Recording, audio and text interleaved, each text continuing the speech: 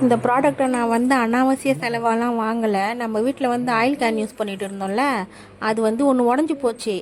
அதில் வந்து மூடி வந்து சரியாகவே ஃபிட் ஆக மாட்டேது. நம்ம தனியாக வாங்கி போட்டாலும் ஃபிட் ஆகலை, அதில் இருக்கிறத ஃபிட் ஆகலை. ஃபைனலாக வந்து என்ன ஆச்சுன்னா, அந்த லப்பர் உள்ளே கழண்டி ஊழ்ந்து போச்சு.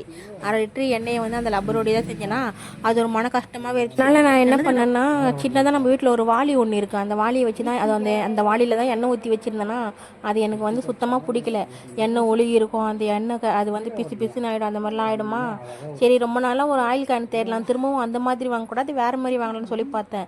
2 வீடியோ தான் பார்த்தேன், 2 பேருமே ஃபேமஸ் ஆனவங்க தானா. அவங்க வீடியோ பார்த்தேன், இது நல்ல ரிவ்யூ தான் இருந்துச்சு. சரி, ஒன்று மட்டும் வாங்கி பார்க்கலாம், ஏன்னா எனக்கு 2 கேன் தேவைப்படும் 1 லிட்டர் எண்ணெய் யூஸ் பண்ணுறதுக்கு.